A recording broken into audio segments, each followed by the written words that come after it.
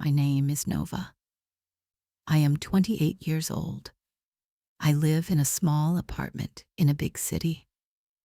The city is full of noise and people, but my life is very quiet. I work from home. I am a graphic designer.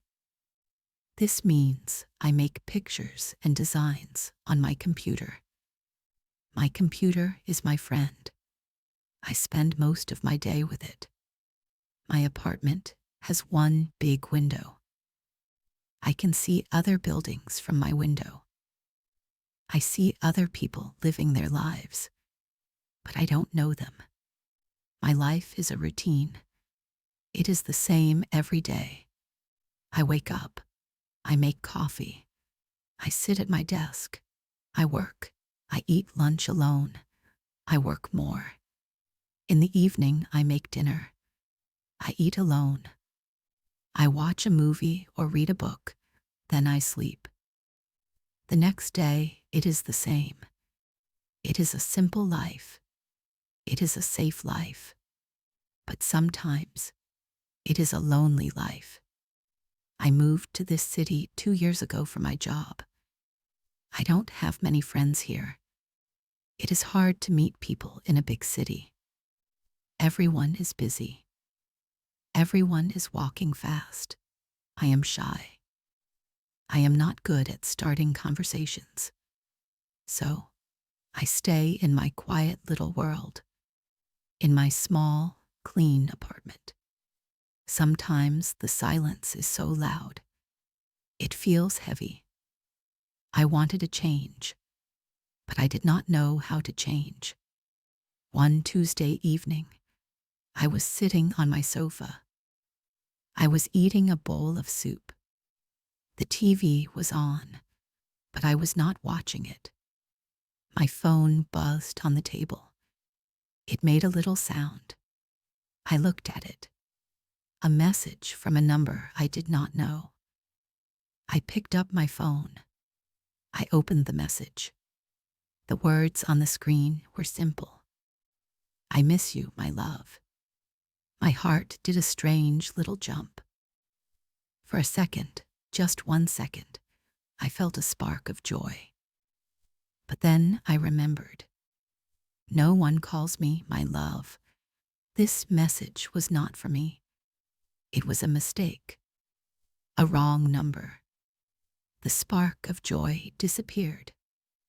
A small feeling of sadness replaced it.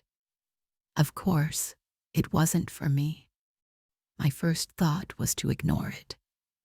Delete the message. It was not my business. But I kept looking at the words. I miss you, my love. The message was so warm, so full of feeling. Someone out there was missing someone else. Someone out there had a person they called my love. It felt nice, but also it made my own loneliness feel bigger. My quiet apartment felt even quieter.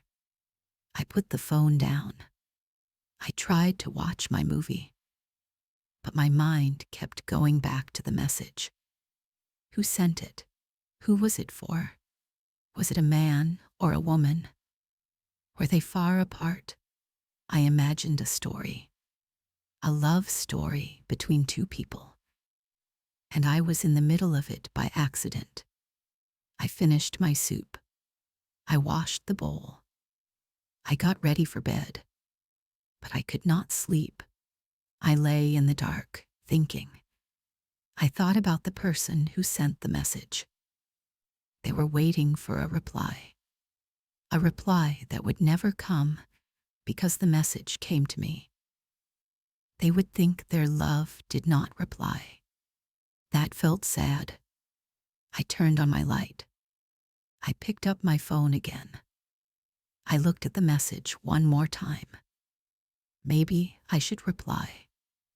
Maybe I should tell them they made a mistake. It felt like the right thing to do. It felt like a kind thing to do. I was nervous. Replying to a stranger felt strange, but the feeling of kindness, was stronger than the feeling of fear. My fingers trembled a little as I typed. I wrote a few things and deleted them. I wanted my message to be simple and nice. Finally, I wrote, "Hello, I think you have the wrong number, but I hope your love gets this message soon." I pressed send. My heart was beating fast. What was I doing? Talking to a stranger. What if they were not nice? What if they got angry? I put my phone on the nightstand, screen down. I tried not to think about it. I closed my eyes and tried to sleep. The next morning, I woke up. For a moment, I forgot about the text message. Then I remembered. I reached for my phone quickly. There was a reply. My hands felt a little sweaty as I opened it. The message said, "Oh my gosh, I am so sorry. That is so embarrassing. Thank you for being so kind about it." I read the message again. Embarrassing, kind. The person seemed nice, not angry at all. I felt a wave of relief. I smiled a little. I typed a reply. "It's okay. Mistakes happen." I sent it. I got out of bed and started my day. I made my coffee. I sat at my desk. I expected that to be the end of it. The end of our short, strange conversation. I was wrong. A few minutes later, my phone buzzed again. It was him, the stranger. "You are very nice. My name is Liam, by the way. Again, so sorry to bother you." Liam, his name was Liam. It felt strange to know his name. He was not just a wrong number anymore. He was Liam. I thought for a moment. Should I reply again? The conversation was finished, but I didn't want it to be. It was the most interesting thing that had happened to me all week. So I wrote back, "Nice to meet you, Liam. I'm Nova, and it's no bother at all." And that is how it started. A text message mistake. A conversation with a stranger named Liam. It felt like a little secret. My secret. We texted more that day. The conversation was easy, simple. We didn't talk about big things. We talked about small things. He asked me what I did for work. I told him I was a graphic designer. He said that sounded creative and fun. It was nice to hear. Most people don't understand my job. I asked him what he did. He told me he worked in a bookstore. A bookstore. I love bookstores. They are quiet, peaceful places full of stories. It seemed to fit the kind person I imagined him to be. We talked about the weather. I told him I loved rainy days. I loved the sound of rain on my window. It made my quiet apartment feel cozy, not lonely. He said he was a sunny day person. He loved the warmth on his skin. It was a silly, small difference, but it made me smile. That day, my work at the computer did not feel lonely. Every time my phone buzzed, I felt a little spark of excitement. My quiet apartment didn't feel so quiet. It felt like I had a friend. A secret text message friend. The days started to have a new rhythm. Wake up. Make coffee. Say good morning to Liam by text. Work. Talk to Liam about small things during my break. Eat lunch. Tell him what I was eating. He would tell me about his sandwich. It was simple. It was normal. But it was connection. And I needed connection. One day, he texted me. "I have a question for you, Nova." My heart did a little flip. "Okay, ask away," I replied. "What is your biggest dream?" he asked. No one had asked me that question in a long time. I had to think about it. My dreams felt small and dusty. I had not looked at them for a while. I texted back honestly. "I dream of opening a small art studio, a place where I can paint for myself, and maybe teach children how to paint." His reply came back quickly. "That's not a small dream, Nova. That's a beautiful dream. I can picture it now." His words were like water on a thirsty plant. They made me feel seen. They made my dream feel real. I asked him about his dream. "I want to own my own bookstore one day," he wrote. "A small, cozy one with a big, comfortable chair for reading. And maybe a cat sleeping in the window." Our dreams were similar. Quiet, creative, peaceful. It made me feel closer to him. A few days later, he sent me a picture. It was the first picture he sent. I opened it nervously. It was not a picture of him. It was a picture of a dog. A beautiful golden dog with big, happy eyes and a floppy tongue. The text below the picture said, "This is Buddy. He is my best friend. He says hello." I laughed out loud. A real, happy laugh that echoed in my apartment. Buddy, the dog, was real. Liam was real. He had a dog named Buddy. I saved the picture on my phone. I looked at it many times that day. It made me happy. I sent him a picture back. Not of me. I was not ready for that. I sent a picture of a painting I was working on in my spare time. It was a picture of a forest in the rain. "Wow, Nova," he texted back. "You are so talented. That is beautiful. It feels so peaceful." His compliments felt warm, like sunshine. He didn't just say nice. He said why he liked it. He understood. Our text messages became my favorite part of the day. They were a little window to another person's life, and he was a window to mine. It was strange. I knew his name. I knew he had a dog.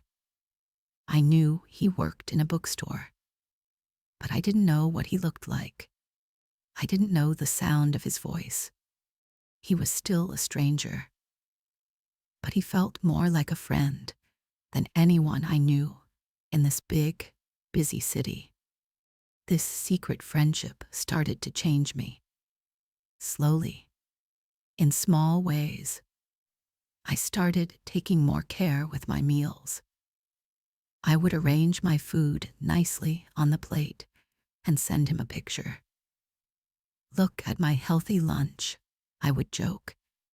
He would send a picture of his sandwich back. "Mine is less healthy, but very tasty," he would reply. I started going for walks in the evening. Before, I would just stay inside. Now, I wanted to see things. I wanted to have something to tell him about. I would take a picture of a pretty flower I saw, or a funny sign in a shop window, and I would send it to him. He always had a nice reply, but with the happiness came a new feeling. Fear. The more I liked talking to him, the more scared I became. Who was this person, really? Was he telling me the truth? What if he was not nice at all? What if this was all some kind of game? The internet can be a strange place. People can pretend to be anyone. And what about the first message? I miss you, my love. Who was that for? Did he have a girlfriend? A wife? My heart felt a little heavy when I thought about it. I was so happy with our new friendship. I didn't want it to be complicated. I didn't want to be a secret. One evening, I decided to be brave. I had to ask. My fingers hovered over the phone's keyboard. I was scared of the answer, but I knew I needed to know. Liam, I typed. Can I ask you something a bit personal? About the first message you sent. It took him a few minutes to reply. It felt like a very long time. My stomach was in a knot. Then my phone buzzed. Of course, you can ask. I took a deep breath and wrote, the person you sent it to, your love. Are you in a relationship? Again, the silence was long. I almost wished I had not asked. Maybe it was better not to know. Finally, the reply came. I was. We broke up a few weeks ago. It was my ex-girlfriend. We were together for a long time. Sometimes I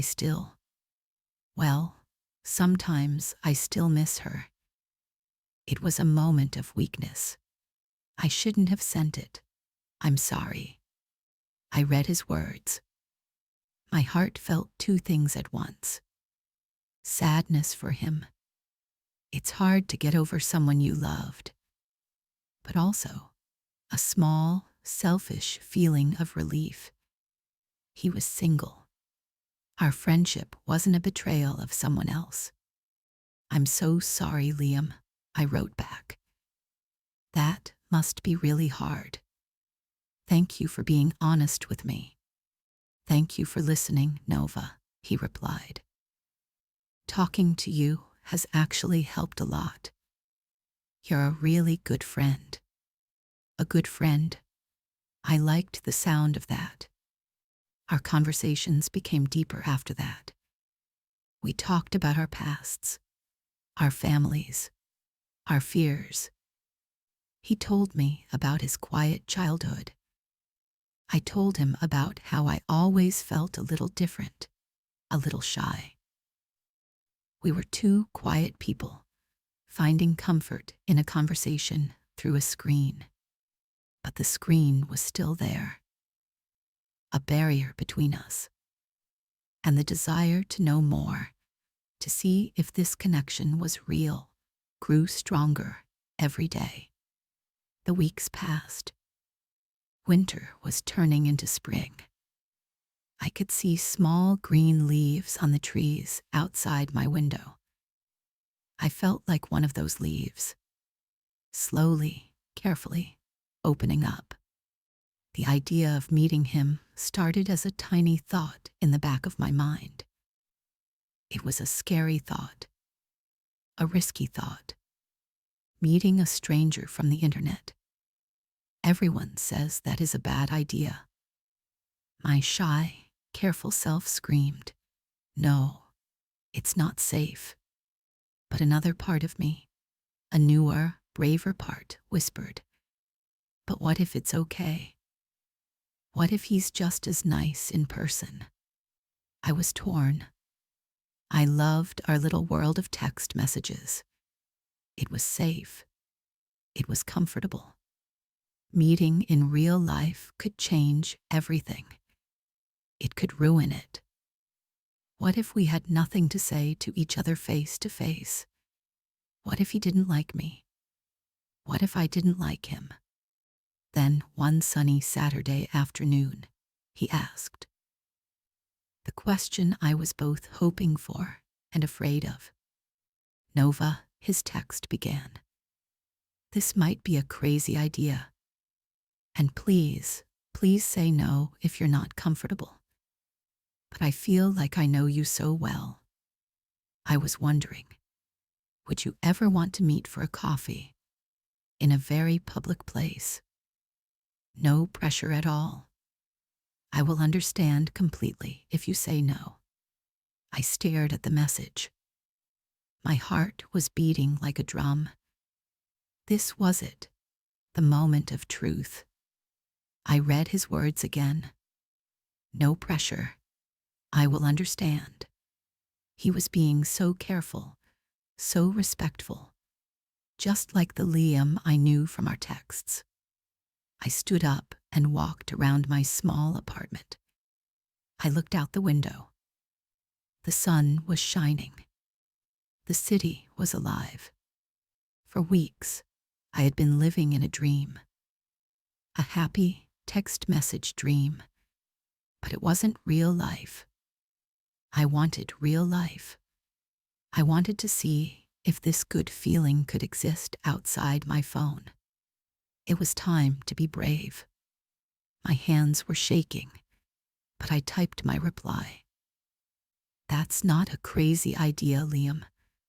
I would like that very much.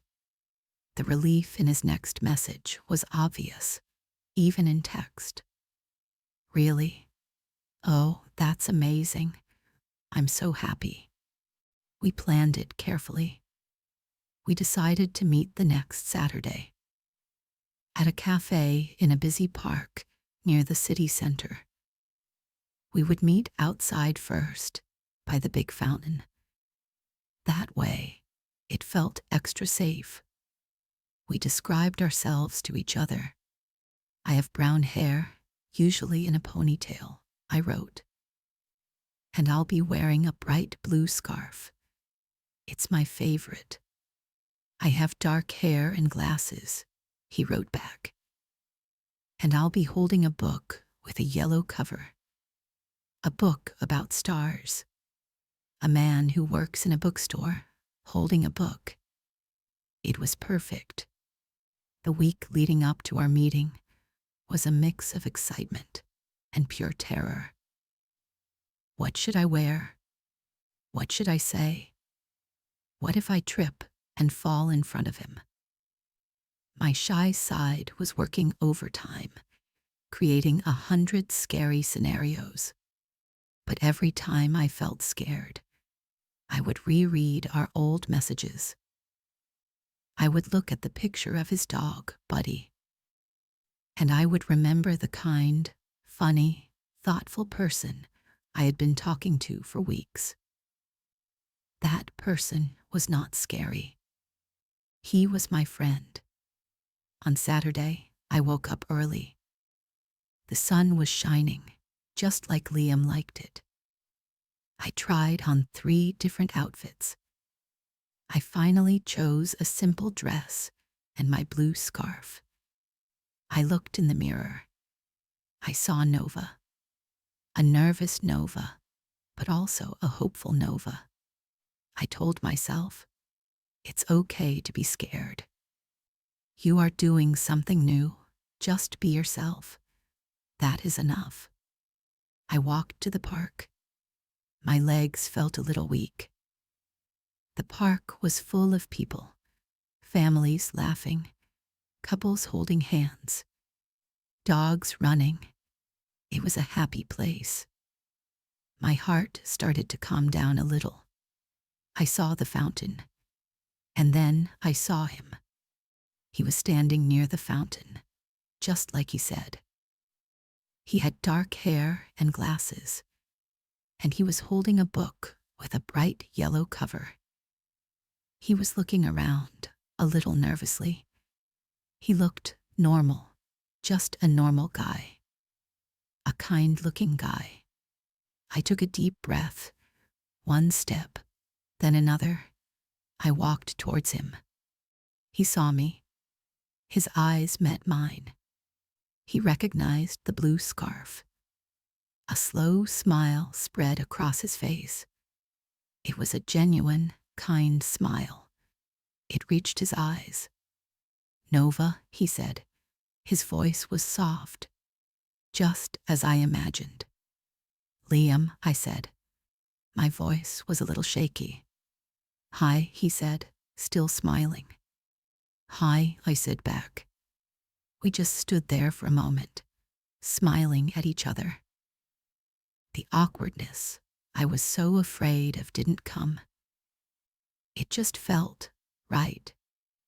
It felt like meeting an old friend for the first time. "So," he said, holding up the book, "I brought you this." He handed me the book with the yellow cover. It was a book of poems about stars. Inside the cover, he had written something. For Nova, the person who replied, "I'm so glad you did." Tears pricked my eyes.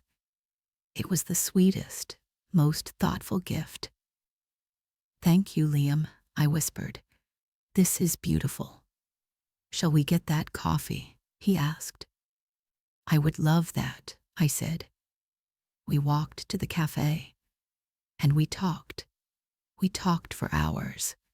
It was just as easy as texting, even easier. I could see his expressions. I could hear his laugh. He had a wonderful laugh. We talked about everything and nothing. Books, movies, dogs, our dreams. He was real, and he was just as kind and funny and thoughtful as I had hoped. The connection was real. That day was the beginning of something new. Our friendship moved from the screen into the real world. We started seeing each other regularly. We went for walks in the park with Buddy. We explored bookstores.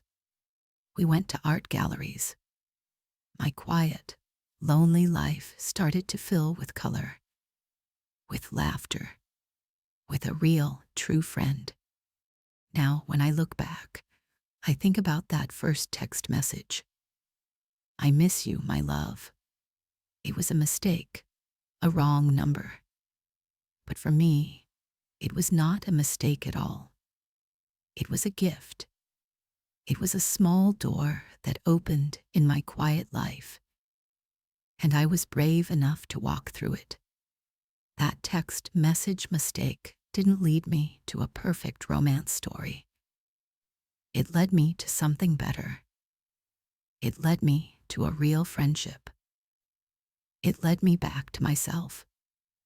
It reminded me that I was not invisible. It taught me that connection can be found in the most unexpected places.